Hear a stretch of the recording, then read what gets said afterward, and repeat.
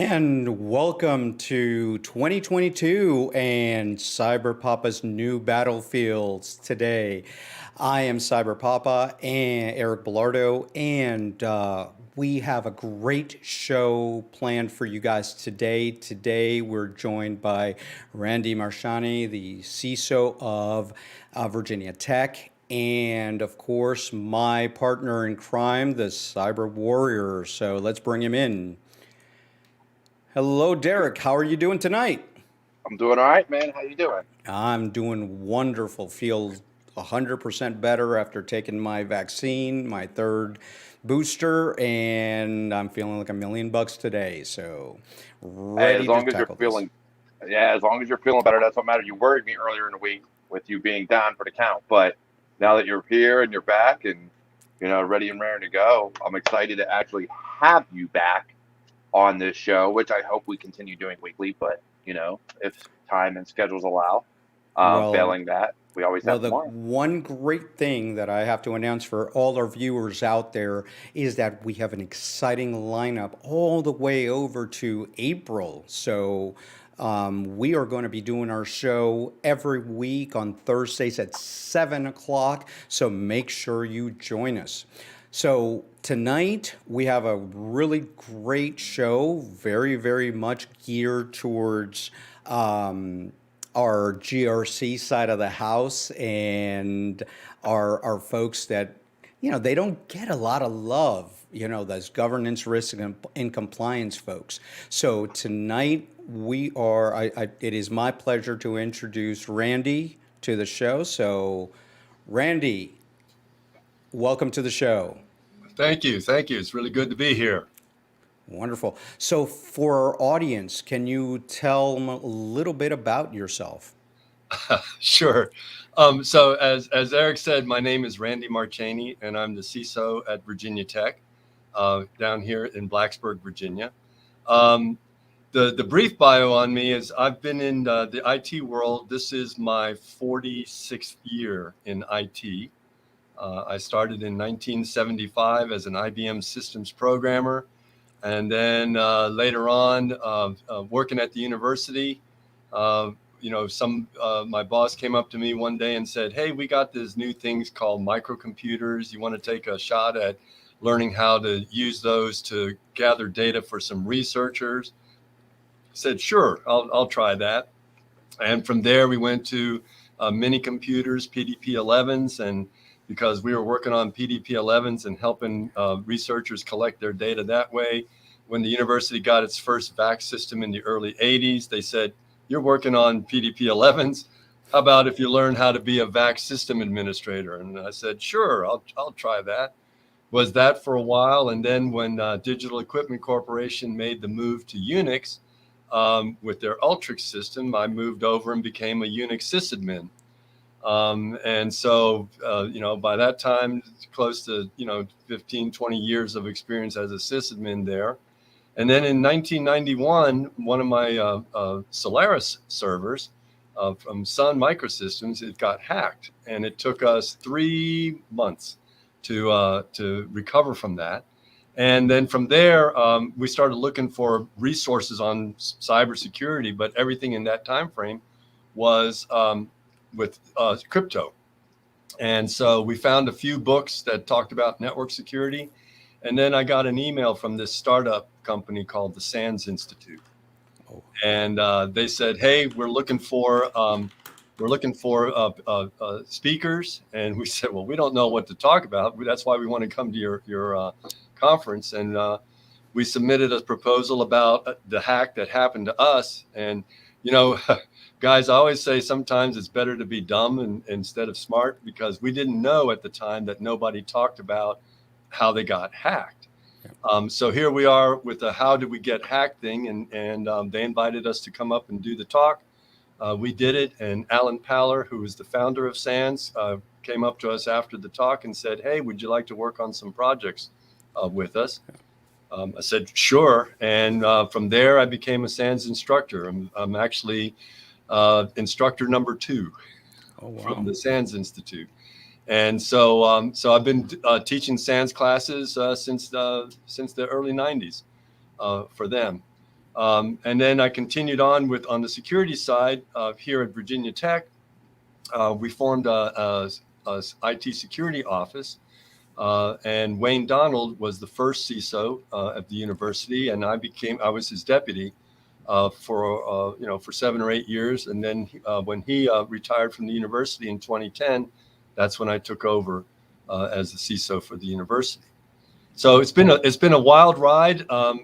Working with SANS has introduced me to a lot of organizations that are started. The Center for Internet Security was actually a SANS spinoff project, and I was lucky enough to be on the original crew that developed the benchmarks for the CIS. There's a secure coding project. There's all sorts of other things that SANS spun off that we got to be a part of. It's been really a great ride for me in that aspect. So this coming November, it'll be 30 years that I've been doing cybersecurity stuff. Wow. Wow. I actually, you mentioned the VAX VMSs, and that's where I cut my teeth at the beginning, just starting with the VAX VMSs and, just starting that journey into cybersecurity and how to protect those massive beasts that people don't understand, that one system covered pretty much 2 or 3 rooms. Right. And literally there were hundreds of people logged into that one machine. So when it went down, it was a major service outage at that time. Right. And the printers printers were all at the same place. So you had to come and get your printouts on the university. So okay. I still have a card deck over here in my office that I like to show to students, and they just look at it and go, "What? You did this?" I said, "Yep." Oh, so you already have somebody here. John Bosco. So, we'll talk about John Bosco later on, but I've got some stories. Good. We'll compare. So when you started teaching and when you started getting into the SANS world, and you started that journey, way back at that time, we didn't have very much guidance. NIST had not come up with any of their guidance. Me in the military, we were still working with the Rainbow series. Right. When you started working with, building the CIS benchmarks and working with SANS, what kind of guidance, this was Wild West. So how did you guys start working towards putting together some basic rules of the road? So the way the CIS got started was Alan talked to a bunch of people, Tony Sager at the NSA at the time. In the late 90s, Tony was very instrumental in declassifying the NSA security checklists that they had for Unix systems and Windows systems. And that really was the impetus, because when Alan and Tony got together, we were looking for those types of checklists and things like that. They just didn't exist, or somebody had written up, one for their own institution. Yeah. So Tony's efforts to declassify those early Unix security checklists and Windows security checklists really was the seed that got everything started. But as far as the CIS goes, it was purely volunteer organization, people from various industry sectors, government, civilian, educational. And the way it got started was people basically donated their local security checklists, the ones that they used in their companies. And a group of us, we looked at all of them. I think there were about 300 organizations at that time that volunteered. And we looked at all of the checklists, and we pulled out all the common elements. And it turned out there's about 70 or 80 things that showed up in almost everybody's, security checklist, the Unix ones. And so, Alan, Tony, and a couple of other people, they decided that this was a good starting point. But it really was Alan's way to pull some of the players at the time to be part of the CIS. Tony Sager, obviously from NSA, but Frank Reeder, who actually wrote, I believe he was one of the authors of the Electronic Communications Privacy Act, and some of those people that sort of gave us the gravitas as far as the government was concerned. But it really was a voluntary thing, looking at these checklists, building a benchmark, for Solaris and AIX and, the early Unix systems. And the best part of it all was they made it free. You could, there were a few vendors that had their own, security checklists, but you had to pay for them. You had to put some skin, money down. And we made these free because the sysadmins at the time, we love free stuff. I mean, let's face it, Unix systems at that time, you pretty much built it on your own from scratch. So that was the big thing. It was a pure voluntary effort, and a lot of these other things, the people who worked on those original projects, they went off and either influenced or started some of the big cyber conferences that we see nowadays. And once it got started, and once you got the first, call it, checklist, right? How was it received in the industry, on the administrators? So it really on the technical side, people would start to use it as a starting point, and they would tweak it. They'd add, this is what we do here. And they really started using it. It's funny because John Bosco at the time was at Ernst & Young, and I used to do some consulting for them. I learned how to be an IT auditor from working with them on projects. And we started using the CIS benchmarks as a way to measure compliance. And it, again, the techies loved it because it gave you a set of things to look at, how to manage accounts, how to manage logs, how to do patches, and things like that. And the other piece of the puzzle that CIS built was they built a scan tool that you run it on your system, and it would check your security, your local settings against the benchmark settings, and give you a score out of 10. The original one was a score out of 10. And the beauty of it, I still remember it because we ran it on a Solaris system as a test, right? Installed the operating system, installed the patches, and run it, and it scored a 3.62 out of 10, right? And so I said, I forgot to install the security patches. So we and installed all the security patches. We run the scan tool again, and it just elevated it up to a 3.82. So out of 10. So the beauty of that simple scan tool, here you had a benchmark document that said, do these things. Here you had a scan tool that was written, at that time, I think it was a Perl script, if I remember right, that would run on any platform, and it would give you a score, and you could measure yourself against that. So those two things, and again, they started off being for free.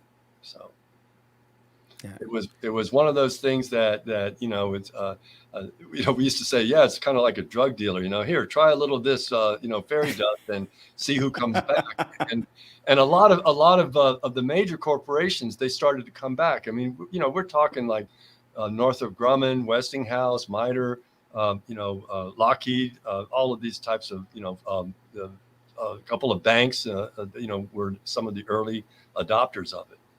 Yeah, and I remember in about the late 90s when we started with some other of the big scanners, like, I'm going to say some names that people probably don't know, but Saint and Satan, Yep. Mm-hmm. And those scanners included the CIS benchmarks, and you could use them to scan the systems for that. And this is what, 90. That was 91 through 91. Like 2002. And the reason why I know that was because, again, I'm the CISO at Tech. We have a security office. We run all the cyber defense for the university, both at our main campus and the satellite campuses. but we also have a lab that we use for students. And so the lab, when a vendor said that their scanner was CIS compliant, they would send us a copy of their scanners, and we would run the verification tests to make sure that the vendor tool actually did look at, and was giving you an accurate measurement based on the scanner. So Internet Security Scanner, ISS, and a couple of those other ones that they were that.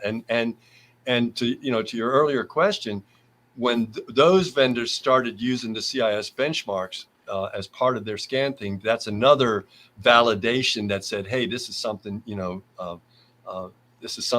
that's worthwhile. Well, I've got a question for the audience. I want the audience to come up and type in the chat, what was the nickname for the Celerix Sparks box? And don't say it yet, but what was the nickname for that computer? Okay, so go ahead and enter it in the chat. Okay. All right. So Randy, real quick, I got a question for Randy. And that in the DoD, we used a lot, kind of like CIS benchmarks, only they were called Stigs. The Stigs, yes. And they have a Stig checker. Is that based on the same premise of the CIS scanner that you were running, where it's, hey, we're going to scan for if these GPOs, policies, whatever are applied?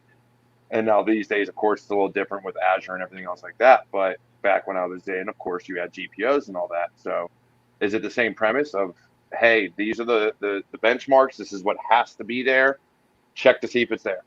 Exactly. Yeah. Same premise. The idea was that, and this is kind of funny, because when we built it and looked at it, the whole working group, we said no one will ever score 100 using our scanner, because it's the old security versus usability. If you got 100, you were blocked. You were blocked. Right. There is no interwebs. Yeah. There is no access. Goodbye. It's safe, buddy. But the closest that we got was like in the high 80s. But what we would tell people is, said, look, whatever the score is, because it depended on the type of third-party software you had and what type of permissions you had to open up. But let's say an average score was like a 73 or something like that. That was your baseline score. So anything that met a minimum score of 73, for instance, or exceeded it was acceptable. If you ran it on a device and it was less than 73, then you would ask the question, what did you have to change to sort of dumb it down a little bit? And almost always we would find it was some vendor software that required something to be, opened up or a restriction lessened. And that's why the score is a little bit lower. So once we got to that point and we had the scanner, and like Derek said, we started with the Stigs, which were more specific to technology. How did you guys keep maturing the CIS benchmarks as the technology matured? Again, it was all, volunteer work. You had a group of people around the world, literally, who really, really wanted to they did it for, no monetary gain. They did it because it was the right thing to do. And, the whole idea behind the benchmarks was, we originally started, we used to call them level 1 benchmarks, which in a level 1 meant in the original CIS terminology, we don't care what the machine was going to be used for. It had to be at this minimum level. And then people said, well, I've got a web server, I've got an email server, I've got a database server for that. And so separate groups started adding or creating separate benchmarks for, say, Oracle or for MySQL or for Apache web servers or IIS web servers. And so it started to break down, in that subcategory phase. And then the idea there was you applied a level 1 to everybody, and then if it wasn't a web server, you went and ran and checked it against the web server, benchmarks. So as the technology started changing and people started saying, well, you got Unix and you got Windows, what about Macs? What about routers? What about, switches? And as the technology started going out, IoT nowadays, people are like, well, what about these guys?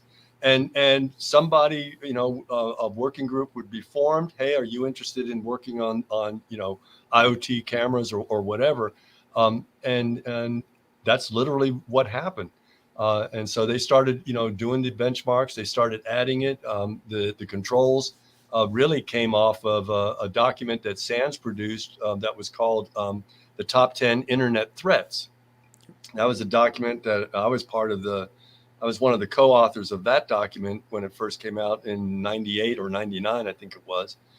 And then people said, okay, well, we got threats. What about defensive controls? What type of controls can we use to address the threats? So as the technology changed and more devices came in, people started, creating it, or they'd submit a draft and said, hey, I got this. What do you think? And other people would start, looking at it, adding it, tweaking it. And soon enough, there's literally hundreds of these benchmarks now that are available at the CIS website. And I remember doing, having a server and first doing the OS benchmark and then doing the technology benchmark. And hold on, we've got a third level in here, and you've got to do another one on top of it.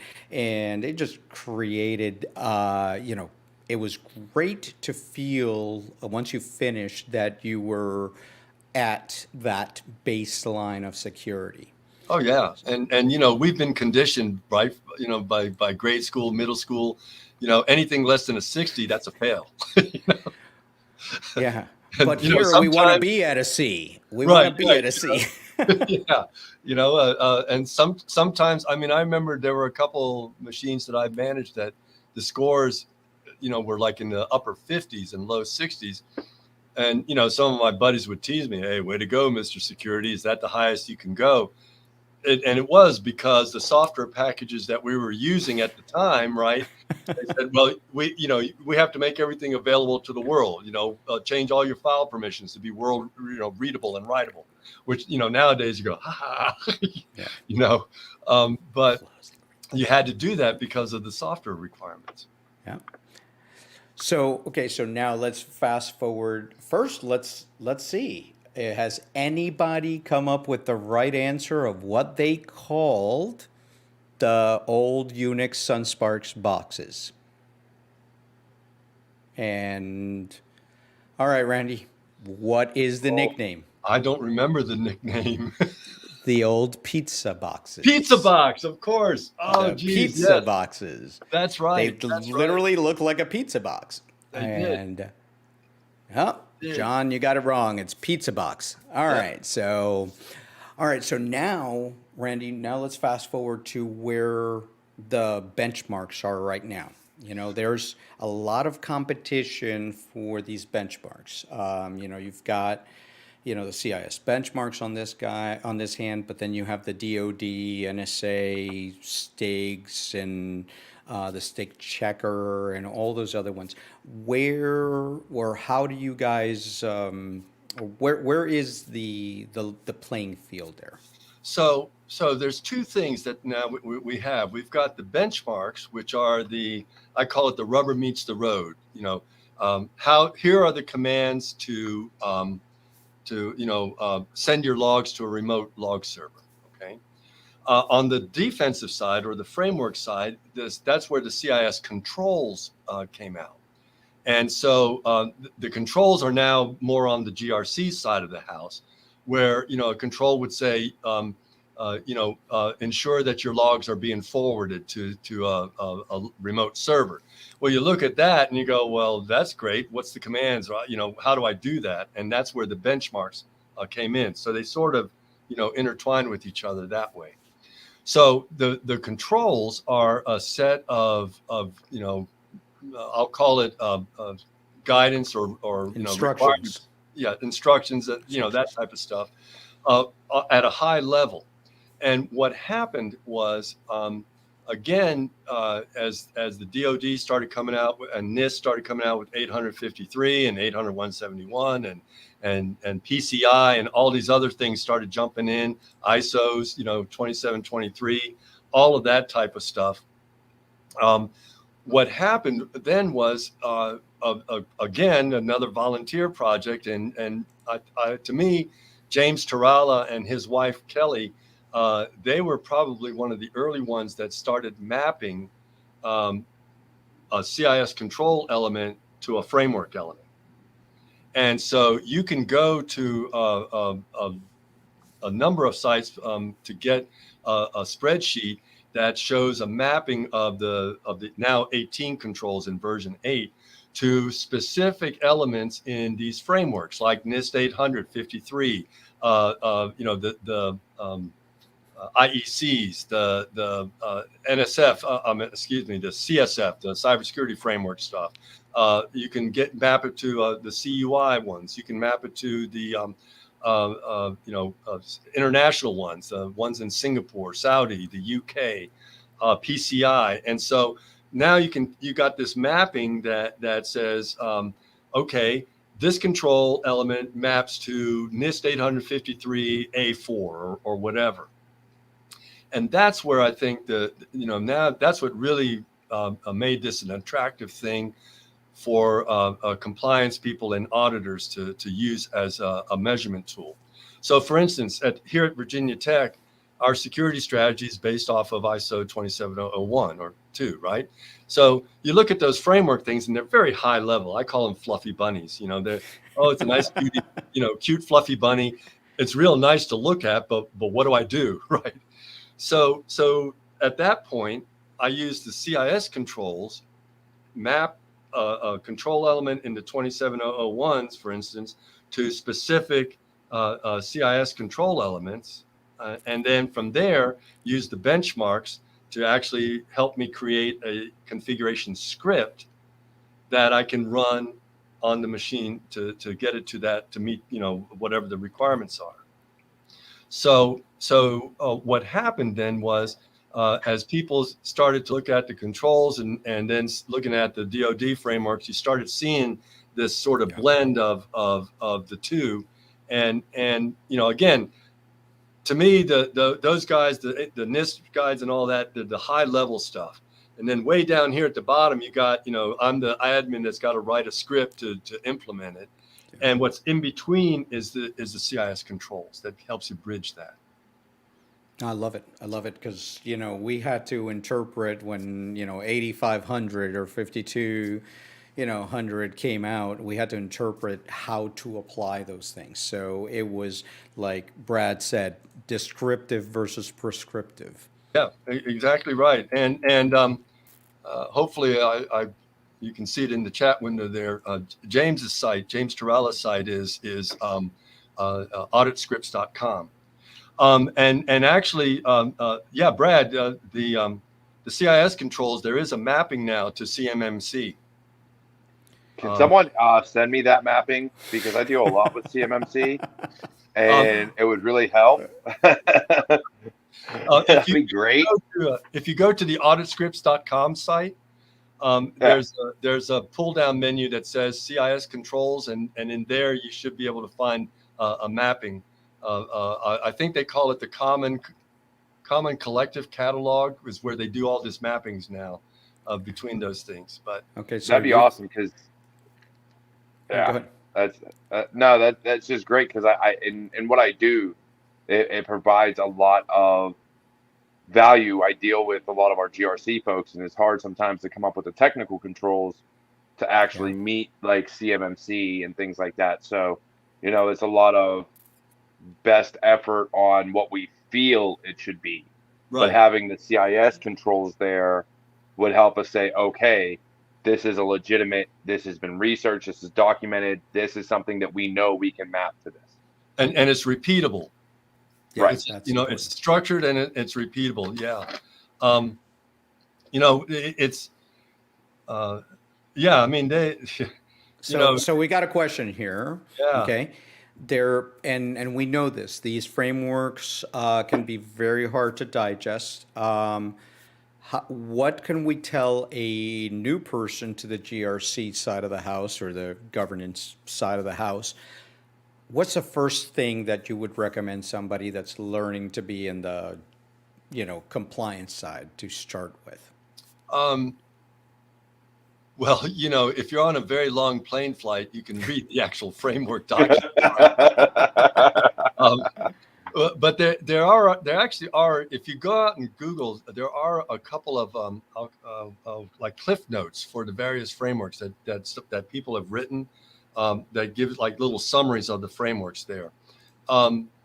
What I've done with some of the new frameworks, like when CUI 800-171 first came out a couple of years ago, I went to, I looked at the mappings that the CIS controls did for 853, because I knew 171 was a subset of 53. And then I looked at and saw which of the CIS controls mapped to that.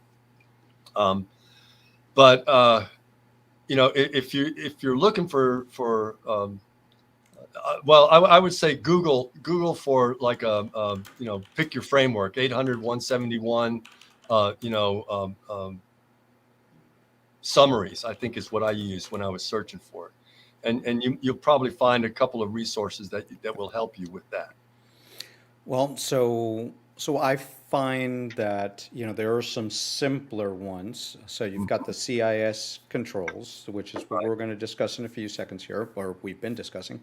But, starting from the authoritative sources, that's a simple one. And then NIST has become kind of the baseline of GRC. So my recommendation to somebody coming in to answer that question is start with the high level of 853. Learn the families. What are the families? And those map very clearly to the CIS, controls and CIS benchmarks. So if you concentrate on those two, I think that's going to give you that very strong foundation. Right. And if you're already working for a company, your company should have a policy or a standard, a security standard that says we adhere to whatever, ISO, blah, blah, blah, NIST, blah, blah, blah, whatever it is. And you can use that as a starting point to figure out which other frameworks to look at if you already got a job there.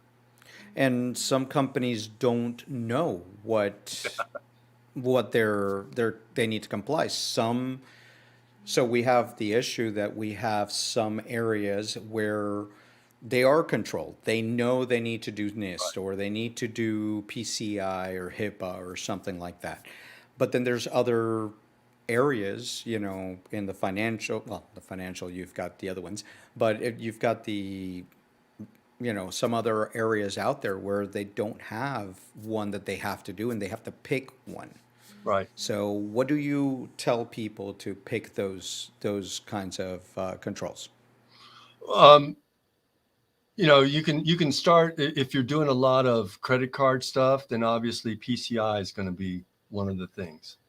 GLBA, that type of stuff. And for the universities or anybody in the edu sector, it's FERPA, the Family Educational Rights Privacy Act. Most of the commercial world, they might be looking at the ISO framework as a start. If somebody in your organization's got a CISSP, that person's going to have an opinion as to which framework to use. So, but once you decide on that, sometimes I know some of my students that have gone through here, they actually started with the CIS controls and went up instead of it went bottom up instead of top down. So it just depends on how your brain works and how you approach a problem. So now the modern CIS benchmarks and the CIS controls. Right. First of all, you said they dropped one? Because I They thought it dropped. was 19. Yeah, there were 20. It was a cool thing, top 20, right? Yeah. That you could say. But with version 8, and I was part of the group that rewrote it to version 8. What we looked at was, yeah, how's that for shade, right? Yeah. So it was we realized that there were some duplicates, and so we said, well, why not combine them, together, and then one area that we did not address. You were talking a little bit earlier about technology changes, was service providers, cloud providers, and things like that. CIS is 20 years old, and when the controls first came out in the early 2000s and even in the mid 2000s, cloud wasn't a big thing. Service providers weren't a big thing. So that's one of the new controls that was added in version 8. So I think it was 4 controls combined to 2, and 1 was added, and it came out to 18. I think that's how it worked out. So the cloud part, that's very interesting because, most of the infrastructure, or I'll say a lot of the infrastructure is migrating to either public, private, or hybrid cloud solutions out there. Not only the infrastructure, but you've got the software, the infrastructure, out there. So how is the CIS controls and benchmarks migrating more to look at that? The focus, I think, is more on the data. It's the data that counts. I can show you, what some of the questions are. Can you say that phrase again? Oh, data is what counts. My job as the CISO, and truly, this is every CISO's job, whether they know it or not. Our job is to protect the sensitive data of our organizations, period. There are no device breach notification laws. There are data breach notification laws. Those of you that know me, I sort of have a different view on network security. For me, we look at what leaves our network rather than what comes in. You break into a system at Virginia Tech, okay, you get 1 point, I get 0. But if I can block the outbound transmissions, it's a tie, right? And tie goes to the defender. So the data piece, and in fact, when you look at version 7 of the controls, data protection was like control number 13. If you look at version 8, data protection, data inventory, really, in a sense, is now the 3rd control. Because one of the biggest headaches we have is, okay, we've classified high-risk data, SOCH, credit card number, bank account numbers, driver's license numbers, passport numbers, and then you go, well, where is it? And people go, I don't have any on my machine. Well, let's run a little program to see if you got that, and you find it in a web cache. You find it in a folder that somebody forgot they had, My phrase has always been, you cannot protect what you don't know you have. Exactly right. And what we find out is we're all digital pack rats. When I got my first laptop at work, it was a Windows 98 box, right? And so then when I went from 98 to 2000, I just copied stuff into a folder, called it Windows 98, copied that folder over to the 2000 machine, right? And then when I got XP, did the same thing with 2000. And then from XP to Vista, right? Then to 7, then to 8, then to 10. And if you're looking at it, now you look back and you go, damn, I got 20 years of files. Randy, have you been looking at my Google Drive? I have an external drive that literally does this. I mean, instead of labeling like operating systems, I label the machine it came from. Desktop backup. I have the Toshiba, Samsung. Exactly, right? Whichever one it came from. And then I go into it, I'm like, wait, I got duplicate data here, because literally all I do is take the profile and move it over, that folder happened to be embedded in that profile again. So I'm just like duplicating data all through my drives. I'm just like, God. So John has 2 questions. Okay. Yeah. The first one, is on the screen. I know you were one of the foremost experts in incident response. How has IR changed over the last couple of years with ransomware and more advanced threats for you? It really hasn't changed that much. What's changed is the speed. Again, one of the documents I was very lucky to help create through SANS was an incident response doc. And, there we wrote the 6 phases of incident response, right? Preparation, detection, all that stuff. But with ransomware, it comes back again to data. If we have a good backup system, and yeah, I know these are all big ifs, right? And I know the Easter Bunny's behind me and Santa Claus is back here, looking over my shoulder. But if we have good backups, I think our position here is we would rather sacrifice a one day's loss as opposed to the whole thing. So you get hit with ransomware, you just wipe the machine, reinstall from your recover from your backups, and go from there. Yeah, and I say it all the time, and every single time that I speak to anybody is, look, people are sitting there saying, how do we protect against ransomware? How do we protect? And there's discussions all over. 10 years ago in the benchmarks and on all the different, formats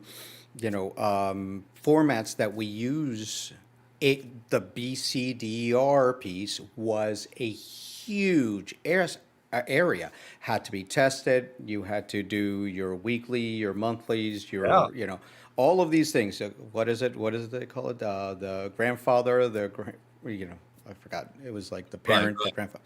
And, what is ransomware? Ransomware is taking your data and encrypting it. Well, guess what? If I have a backup over here, I can say to that ransomware gang, say, get out of here. I'm not going to pay you anything. I still have all my data. I have my recovery time objective, my recovery point objective. I can afford to lose 1 day's of work. Bye-bye. Yeah. And that's how we resolve this. As soon as everybody starts doing this, there's no financial incentive. Right. But it's getting people to go back to that mindset 10 years ago where we said, hey, we need to do this, and this was important. Well, sometimes you got to get burned. Yeah. You're always going to get the guys that, the techies are going to say, well, it hasn't happened here yet. And I said, well, you're absolutely right. It is going to be one of those things. Yeah. Hoarders. Yeah. So Absolutely. on that note of backups, so in IR or your DRPs and things like that, right? So we have our disaster recovery plans and all that stuff where these backups matter. I got one for you. Had a client with an old company I worked for. We had a client, their backups got encrypted because of the way there was a shared drive or whatever for the cloud environment that it belonged to. It hit that shared drive and then migrated through. Their backups got encrypted. So there was no, hey, I'll come back from this. No, you're not coming back. Your backups are gone. Everything's gone. Start from scratch. Let's go. What are you going to do? Yeah. I mean, and that's, ransomware is not new. I mean, the first ransomware incident happened in 1989. That's right. And what changed is, of course, crypto made it easy. The state of Virginia, Commonwealth of Virginia, their state prescription monitoring database was hit with a ransomware attack in 2009. I think the hackers demanded $10 million. Well, $10 million in small bills, and it's going to take up a few duffel bags, right? And somebody's going to be watching that stuff. But crypto, of course, made it differently. Then the first wave of ransomware attacks in the crypto era, it was a denial of service. You can't get to your data until you pay me. Then they realized, that's a one-time payment. But if I threaten to disclose your data, I can keep going back and asking for more stuff in there. So this comes back to now finding where your high risk data is. And in our world, high risk data is any data that's covered by law or regulation. And then our goal, and I say this, our goal really is high risk data has to be encrypted at rest or in transit.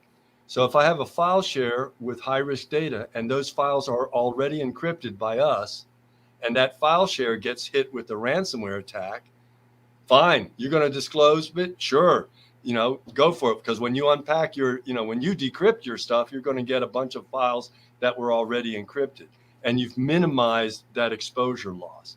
So again, it kind of all kicks into the data piece. Correct. So what's your feeling on these companies that maybe haven't done that, right? Their data isn't encrypted at rest for whatever reason. We all know it happens, but they not only get hit with ransomware, but they don't catch the data exfil. So they don't know that the data's already been exfilled, because I've had this, my whole thing behind ransomware has always been this. They don't care about the ransom. They care about the exfil. So the ransomware is a distraction for them to actually grab your data. Right. So then whether or not you pay that ransom, they're going to come back, and they either have a payload there that's just going to reactivate and lock your data up again, or they're just going to extort you and say, like they've done to Sony and so many other companies, hey, we're going to release this to the wild if you don't pay us. So how have you seen more data exfil with ransomware and kind of your experience and the people you've talked to, as opposed to, like you said, just a one-hit ransomware, pay it and leave? Yes. And in fact, I mean, that's the norm now is they'll make a copy of your data, and then they encrypt your data share. So and that's why I say, the goal, the dream goal would be, if I have all my sensitive data and it's already encrypted when it's at store, and the hackers come in, get access to the store, and they copy that data out, they're just copying a bunch of encrypted files. And you can do column encryption in databases. People say, what about databases? In Oracle and MySQL, you can do column encryption, so you don't have to encrypt the entire record. You can encrypt the columns that have the sensitive data in them. Yeah, because if you encrypt the entire database, it's a huge load on the system. But if you just do the columns and what you need, then it makes more sense. Yeah, it does make more sense. Now, for us, it's encrypted at rest or in transit. If it's in use, that's the only time that we say, okay, you can have it in the clear. How are you encrypting, if you don't mind me asking? What have you find some of the best methods to encrypt in transit? Because I know that's been one of the biggest. Now, this was a few years back when I talked to somebody about it, but that was a huge issue for years of how do you actually, truly, validly encrypt while in transit, beyond just the whole TLS and HTTPS and all those other things. How do we encrypt data in transit? So there's two what I call transit vectors, right? One is what you just call web-based, and that's relatively straightforward. If you hear me say something's easy, I don't mean it's simple. I mean that there's already a straightforward way of doing it. Okay, but so TLS, yes, that takes care of transit over web. Okay. If I'm sending you an attachment, an email attachment, so web-based for file transfers, that's taken care of. SSH or SCP or secure FTP, that's another tool that you can use if you're doing file transfers, not using HTTP. If I'm sending you sensitive information through an email attachment, there's lots of vendors that provide that type of encryption service. But if you can't afford them or you don't want to pay them, ironically, Microsoft Office has a strong AES 128, certified encryption for all of their Office products. Word, PowerPoint, Excel. When you go in the file menu and you got the little button that says encrypt, and you encrypt it with the password. Adobe for PDF, the big versions of Adobe Acrobat, you can encrypt the PDFs with a password or a certificate. So, you move in that direction. Now I'm going to send you a Word document that's got, social security numbers in it. I encrypt that document. I stick it in my Gmail, that I'm going to send to you. And I sent it as an encrypted attachment. You open it up on your end. You presumably get the password from me out of band. You open it up, you do whatever you need to do, but when you close it, it's re-encrypted on your machine. And even in email, there's so many free ways that you can do encryption. There's things like FlowCrypt that'll encrypt all your Gmail. Yep. There's Proton Mail, which is encrypted end to end. There's so many different ways. So yeah, I wasn't thinking about the file side of encrypting the file before you send it. Right. I was thinking more across the wire, which is where your TLS, like you were talking, web-based and stuff like that comes into play. So without, and we got a question down here. So right before we hit 140.3 on encryption, the last question I have is, if you don't have an encrypted document and you're transmitting between machines on a local network, is there a way to encrypt that over the wire without the document itself being encrypted? And the only reason I ask is because there was an organization, this was quite a few years back when I was still in the military, that was offering bit level encryption over the wire as files and documents and things like that were transmitted. It would bit level encrypt them across the plane. I don't see how that's possible as of yet. Yeah, I'm not aware of anything that does it like that. I know there are a couple of companies. There was an email, not Zip. Oh shoot, there was an email solution that would sort of like the DocuSign stuff. It would sort of keep it in a repository, and it would send you a link to the document, and you clicked on the link, which would go to their secure repository and download it for you that way. But I'm not aware of anything that's out there. Yeah, but that question is, what is the use case? Why do we need to be at that point of encryption in transit? So what are the compensating controls, you know, for that? So, you know, are you within a secure parameter? Then those two computers technically... And you know, it's an awareness problem. And actually, when we went, you know, we've been 100% wireless, you know, for here at the university, I don't know, just probably 10, 15 years now. But when it first came out, it turned out to be an easy sell because everybody kind of knew wireless was radio, and the concept of police scanners. You know, you could say, use the geek term, talk sniffers, and it goes like that. But you say it's like a police scanner, and people go, "Oh yeah," so you know you can listen in. And I would say, you know, they say, "Well, how does encryption work?" I said, "Well, this is encryption. If we're on a wireless network, and if anybody's in the room, they're going to hear what I'm saying, right? So I have to encrypt the traffic. ¿Verdad? Si empiezo a hablar español, los únicos que me entienden son los que hablan español. Esa es una forma de encripción, right? ¿Sí? Yo te entiendo. Yo no sé. So you encrypt the traffic in the clear, and that's kind of, I use these types of things to try and you know, translate geek terms into civilian terms there. Yeah. But you know, the data protection thing. I saw an earlier question. They were talking about revisions for the CIS controls or something like that. And yes, you know, about once every 18 months or so, the CIS will put out basically a call for volunteers to you know, upgrade or update benchmarks as well as the actual controls. So there was a call for version 8 a year and a half ago that went out, and you know, I said, sure, count me in. So again, when it's time, usually for the controls and the benchmarks, it's around every 2 years. They'll say it's time for an upgrade, and this is a volunteer effort. If you wanted to be part of that group, you just send them, you know, a note saying, hey, I'd like to be part of this working group, and you know, away you go. So you know, version 7.1 was the one that was around for a while, and then last May, I think it was, is when we announced it at RSA that version 8 was ready. So that year before, golly, I guess that's it, 2020, 2021. You know, I've lost track of years too. It's okay. Pandemic time, right? Yeah. But it was about a year for the working group to finalize version 8.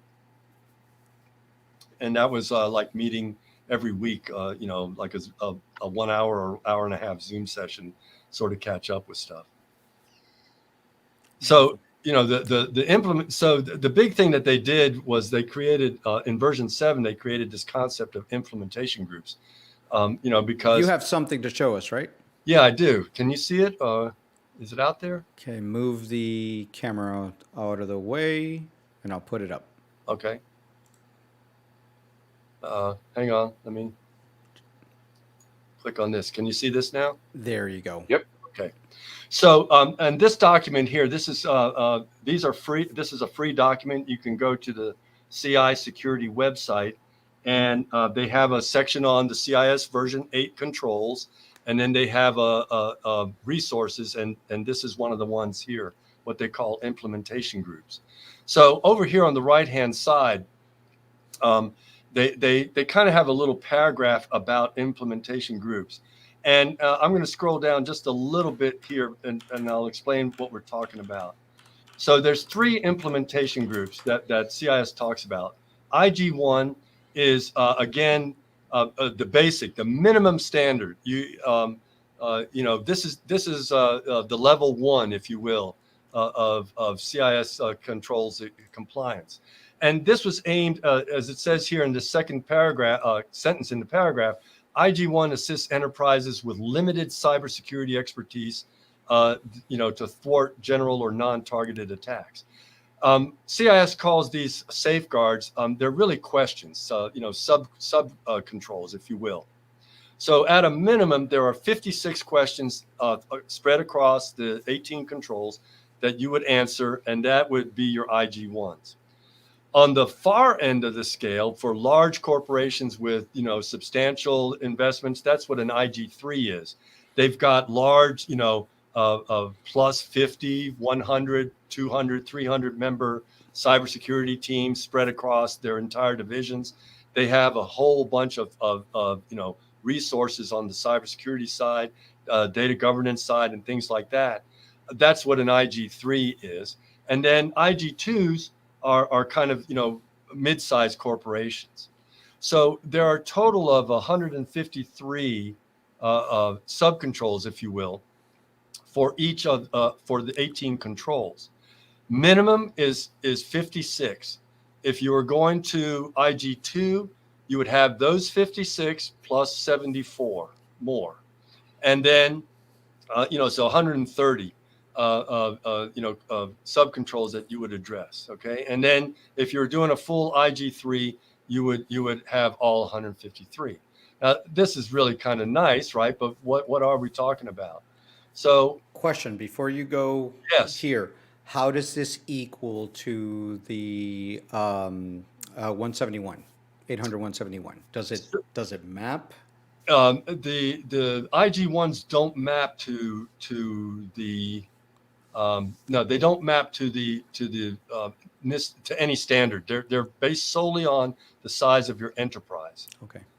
But like here in this page here, where you see these subcontrols 1.1, 1.2, each of those would map to or can map to a control element in 171. And can each of those also map to a control element in CMMC and the upcoming CMMC 2.0? Yep, and 853 and PCI and the NERCs, the IG, the FFIECs, the CSF, all of those. HIPAA. That's awesome, because I know that's a big sticking point. Like I said, is finding technical controls to map to the standards that are out there. And with high trust, HIPAA, PCI, PCI DSS, PTA, and everything else like that, we can only do our best as security professionals to map to them and be like, okay, you should do this, this, and this for it. But to have a set of controls that legitimately, technically meet that is where it really kind of comes into play. And I guess the different question for the CMMC side is you have here your 3 different levels. So IG 1, 2, and 3. Right. So would it be, does it matter necessarily? So say someone wants to do CMMC and they want to get to the highest level of certification, then would you meet most of the IG3 controls versus say just IG1 or something like that? Yeah. Yes. Yes. Okay. If you wanted to do the max, you would do the IG3. Okay. Now, the funny thing about all of these frameworks that we're talking about and standards, Tony Sager, golly, I've known him forever, but he had one great quote. He said, "You know what?" He said, "There are about 5 frameworks in the industry that are the roots, if you will, and all of the other ones are cut and paste from those 5." Yeah. So, like 800.171, right? That's 110 controls from 853, right? And at CMMC, same type of thing. PCI, same type of thing. So, but to answer your question there, yeah, use the IG3s. But, here are the first 3 controls. The first one is inventory of your hardware. This isn't an easy one to do, when I teach the SANS class, I teach the critical controls class. That's one of the ones I teach. And I always ask the students, do you have a good hardware inventory? And they say, oh yeah, we use Clean Access, we use ClearPath, we use, some vendor asset management tools, ServiceNow asset management. And I go, well, that's very nice, but you have to remember that those tools work off of an address pool that your networking group has created. So is your networking group, are you using just all static IP addresses? If so, that makes your job a lot easier. But are they using DHCP? If they're using DHCP, what are the lease times for your addresses? Are you using NAT or network address translation, or better yet, port address translation, PAT? All of these types of things can affect the accuracy of your information. Maybe in a point in time, like, today at 8 o'clock, I have that IP address, but as well as I do that sometimes, especially with law enforcement, you'll get an email from them that says, hey, a machine of yours was compromised 3 weeks ago at this date, right? So does the hardware asset have the same address today that it had 3 weeks ago? So it's those little type of questions that make this control very, very difficult. Yet at the same time, like you were talking about with data, you can't protect what you don't know. You can't, if you don't know where your machines are, where your devices are, forget it. Okay. Correct. So here we have the inventory of and control of enterprise assets, your hardware inventory. And if you're an IG2 at a minimum, IG1, excuse me, at a minimum, do you have an asset inventory? And what do you do when you find a machine that's unauthorized, that's not supposed to be in that asset inventory? Do you kick it off the network right away? Do you try and contact the owner of the machine? One time we did that here at Virginia Tech. I thought this machine was acting kind of squirrely, so we disconnected it from the net, and within 5 minutes. The head of the electrical engineering department was calling up, going, what happened to our network access? Because what their IT guy did was he put all of the departmental machines behind a firewall off this one wall port. And, we didn't realize they had everything back there. An active discovery tool. One of my analysts, Brad Tilley, wrote a marvelous little script to scan. We can do fast scans of our Class Bs and our IPv6 networks in about 5 or 10 minutes. It's almost like mass scan. It is. It's mass scan, but it's a more directed version of mass scan, and it's free. I if you contact me later, I can point you to his GitHub site. But an active discovery tool to see how many servers are out there, what type of servers. Typically on a daily basis, we run it every day here. I think this morning we had something like 4,000 web servers on our campus network, right? And you're going, yeah, I just heard the whistle. But you know what? Most of them were from printers, scanners, copiers, cameras. I didn't even think about that. Yeah. They all have built-in web servers, right?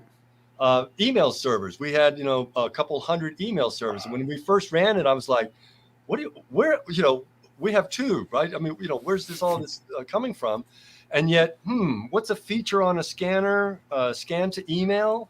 right? Oh, right. yeah, the newer the HPs that your multi-functions can actually go straight to email, so they link They're as an running IMAP server. they're running an email server, they're running a Web web server. server, you know. And so this type of stuff is what what you're looking for. DHCP logging, a passive discovery tool. Most organizations, your networking group does have a passive discovery tool. So when a machine connects to the network, they at least get the IP address or the MAC address of the device. Same thing. So control 1 is inventory of hardware. Control 2 is inventory of software. Neither one of these are easy, right? And you notice Well, that, yeah. I was gonna say, and that's one of the things we talk about a lot is even as consultants is one of the first things you do in like as a blue teamer involved management is know your hardware, know your software, because one of the things I'm working on is, if a 0-day comes out, you don't know if you're vulnerable if you don't know what software and hardware you have. So if you don't know what you have, you're shooting blind and you're just like, patch everything, just go. Well, Like, right now we just had the same situation with Log4j. Yeah. Everybody was going crazy, going, wait a second, do I even have this? Right. We see scans for log4j every day, in the hundreds of thousands of scans. But at least we have a little bit of a clue where, we scanned ourselves, and if we got no answer back, then, they weren't running the service. So and that that's helped one of the big things that bring you our can do tools. is from an external machine. Yep. So whether it's in the cloud or just a computer in your home network, Yep. run the exploit tools against your system. If you get a call back, now you know you have problems and you have a system you need to fix. Oh, I'm going to make your head spin. Okay. Oh God, I'm scared. So again, those of you that know me, I've never liked the concept of border firewalls. In my old pen test days, there wasn't a firewall that I couldn't get around, and I usually used wireless, and not always 802.11. I'd use Bluetooth, Zigbee, or any other things to get inside the network and open an outbound connection, because most firewall people are configured to keep bad guys out, but they let outbound traffic go anywhere. But let's get past that one. So we do not have a border firewall on our network. We have, I don't know, 100,000 devices. But there's a technical reason, because we have a 100 gig connection to the internet, and we have a 100 gig backbone. So where are you going to find a machine that a firewall or IDS or IPS or inline DLP that's going to function at 100 gig that we can afford? Okay. None. Yeah, None okay, doesn't that's the exist. point that we can afford. And what we've been told by our networking group is that in the next 18 months, those connections are going to jump up to 250 or 300 gig connections, right? So that forces you to do what I call network forensic stuff. Look at your outbound traffic. Tools like OpenDNS and things like that. That ties into this control 3, right? That if we see that the business processes, you have to identify the business processes in your organization that are dealing with sensitive data all the time. Your financial groups, bursars, controllers, accounts payable, accounts receivable, in our case, financial aid, scholarship aid, those type of things, payroll, you want to identify those things. And then, in control 3, gee, look at that. Look at those first two, right? A data management process. Do you have a classification for data, right? High risk data, moderate risk data, low risk data. And do you know where it is? And the problem is that most corporations, don't even think at the data level. They don't. They're looking You at the know, device. yeah. Start with your perimeter firewall. Start with defending the castle. Do the Yep. defense in depth. And it's like, wait a second, what is it that you're defending? You can't just put a wall, you can't just build a wall No. and expect to be completely Well, you build a wall when the people are outside. So, I mean, that's just how it goes. But when you're looking at it, and this is something that I think, and to Eric's point, we forget to really look at is data is what we're protecting. We could replace assets, right? We could replace firewalls and computers and printers and things like that. So if they get compromised, see you later. I'll just throw a new one in there. It doesn't really Right. matter. Right. These days, computers, hard drives, things like that are cheap. A company can buy them in bulk, and it's, what, 10 grand out of $1 billion budget. Yeah. But the data and what is extorted from clients and companies and things like that is not replaceable. Exactly right. And when Bosco was talking about incident response, our basic incident response roadmap is this: sensor detects this laptop, is acting funny. We contact the owner, and the first thing we'll ask you is there any high risk data on the machine? If the person says no, there's not, we'll run a identity finder, or excuse me, now it's called Spirion. We'll run it on there to verify that there was no high risk data. And once we verify there's no high risk data, it's a wipe, reinstall, repatch, rebuild from backups. Okay. If, on the other hand, he says, yes, I got sensitive data on the machine, then the next question we ask is, was it encrypted during the time of the infection? And doing some forensic stuff, looking at, again, running it Spirion to see what was out there. And if it turns out that, yes, the files were encrypted at the time of the attack and at the time of an exfil, it's a near miss, but it's a wipe, reinstall, and go from there. On the other hand, if the data is in the clear, now we start our data breach, process, and now we start looking at outbound traffic. We see that maybe 1K of let's say that there's a spreadsheet on the laptop. It's got 6,000 entries, social security numbers in it, and let's just say it's 1 meg in size.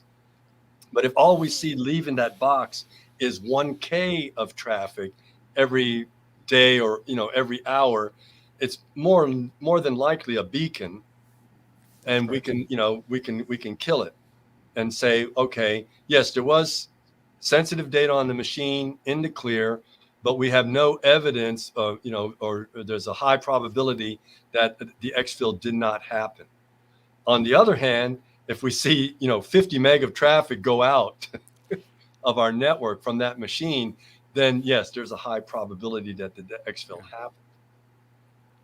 So you look at these 14 controls, sub-controls in data protection, right? Access list, data retention. You and I would be in trouble with the data pack rat.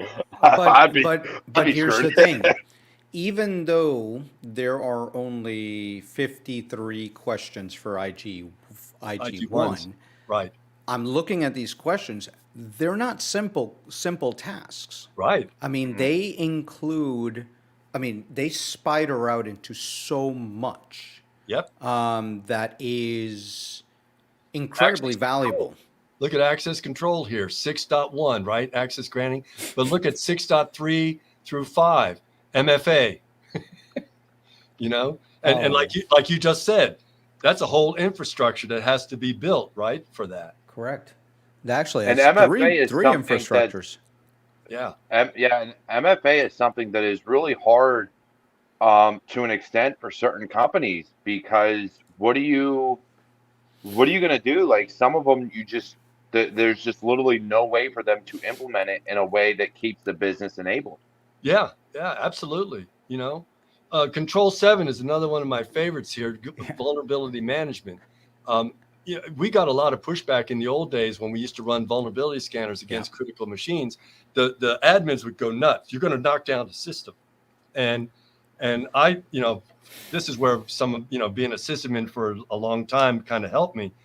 But I would look at them and I'd say, if all it takes is a vulnerability scan to knock down your system, we got some problems. We got bigger problems. Right. And they're like, oh, no, that's not what I meant. I said, no, I know what you meant.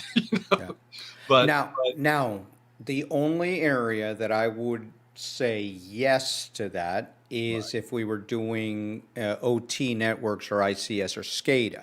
Absolutely. Because the systems some of the systems might not understand TCP/IP protocol. I think some of them, I think almost all of them would crash. Yeah. But that's good, because, if you have that, that's your exception, right? Yeah. And so, what's a compensating control? The one that we were talking, here you can sort of see the different types of areas that are covered by the controls. The one that I wanted to show you, Eric, was, so one of my favorite ones is application software security number 16. That's for in-house applications. Okay. I need that. I need that. But No, you don't. you notice that No, for I this, really do. I need to look at those controls. I need to know what they are. yeah, and you notice that for IG1s, there's nothing in there because they assume that you don't have the staff. Remember, it's for a small Yeah. shop. And awareness training. And stop here for a second, because if you look at 16.5 and 16.4 and 16.5, Yep. that's Log4j. Yep. 16.5 is rough because we do trust some of these third-party companies, and that's what's being abused is that trust. Look at Log4j, look at SolarWinds. Yep. This trust in these organizations and the upstream suppliers is what is being abused. Kaseya. Kaseya was the other one. Yep. Kaseya was a trusted third party. So to say use up-to-date and trusted third-party software components, I think we need to go back in future iterations and really look at that and really take a look at that's where vetting the whole S-bomb thing that's going on right now. Yeah, it's really kind of, let me look here very quickly. So one of the interesting things here is, and it's in 15, this is sort of the service provider one, is 15.4.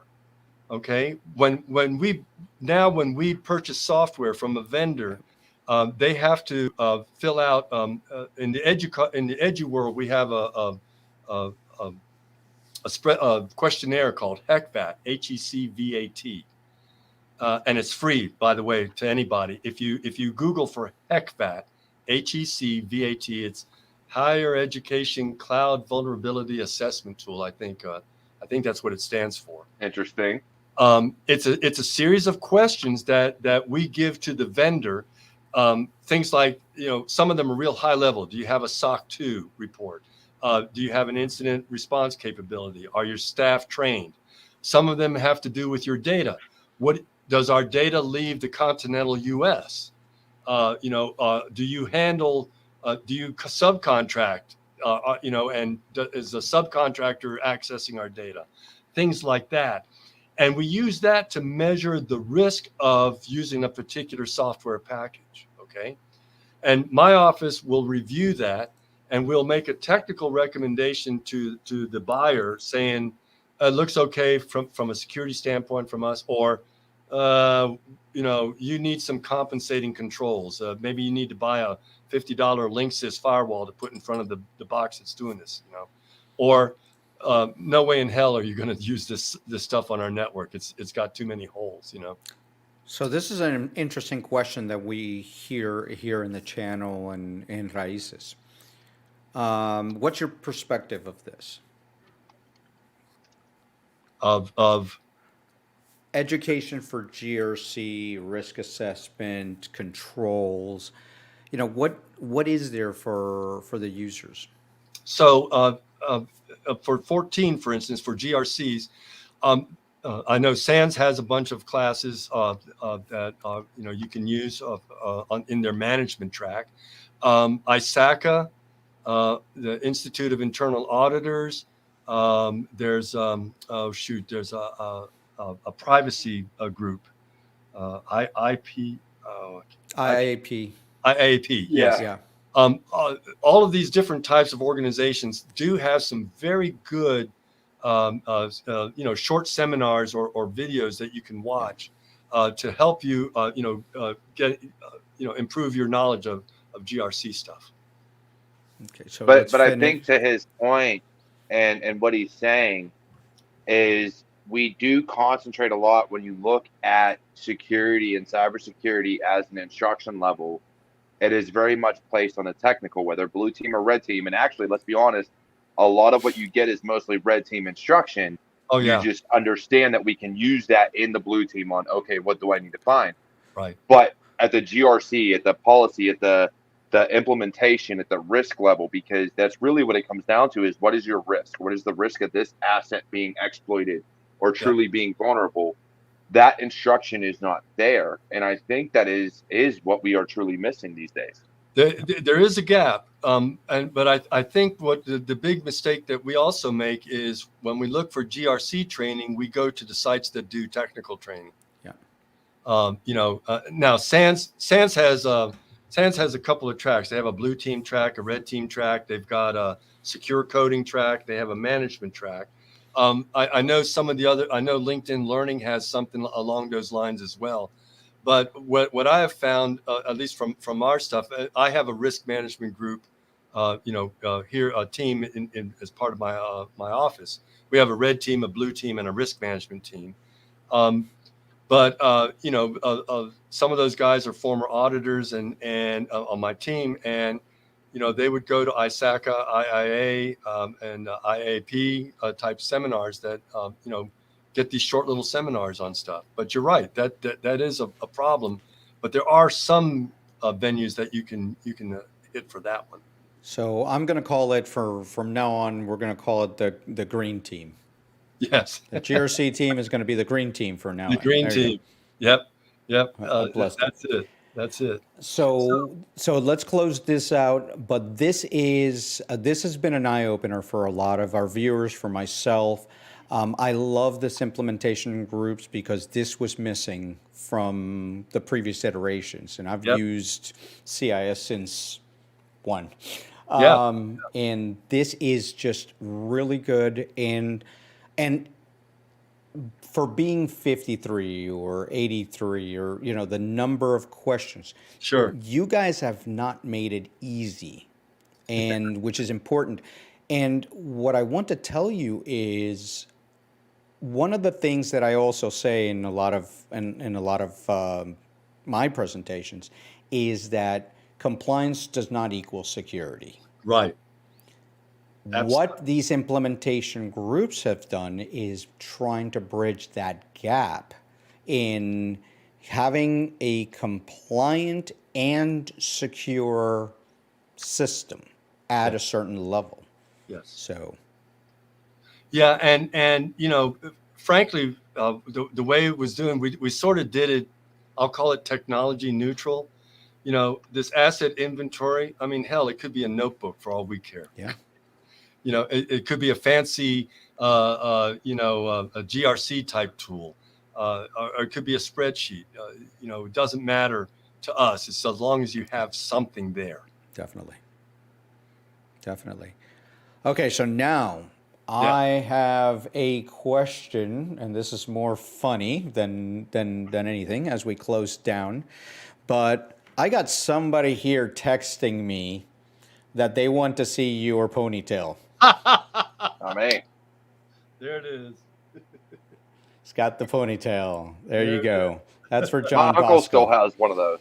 Yeah, Bosco's jealous. Yeah, he's jealous because he has no hair. So well, the fun part I always had with Ernst & Young when I was doing the stuff for them in the mid '90s through the late 2000s. In fact, we built the first hacker lab there in their New York office.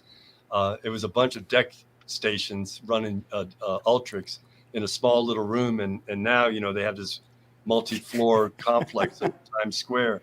But whenever we used to go, I would always go with Bosco and some of the partners, and whenever we went to a client, Fortune 5, Fortune 100, whatever, we're all dressed up and all that, but they'd see me with the ponytail, and they're like, wait a minute, this is E&Y, and this guy's talking to he must know something.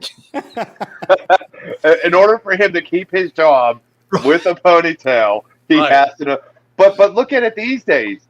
Like you got Eric there stroking his, Gandalf beard that he's working on growing. Well, that's what since I can't grow the ponytail, I'm gonna do the Gandalf beard. So, but I look at it and we looked for years and years, beards, long hair, things like that were always looked down upon. But these days, especially what I've seen in cybersecurity is we have thrown out that professional, clean shaven, short hair look.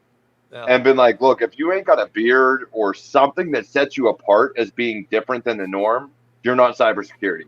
If you're clean shaven, clean cut, looking like you come from the military, you don't fit in. Sorry, you gotta Go grow some facial hair or get a ponytail. Do Well, something a little different. Have tattoos on your face. I don't know. Do something. yeah, the only reason why I'm wearing long pants is because it's wintertime. Normally I'd be in a Hawaiian shirt and shorts. And There you go.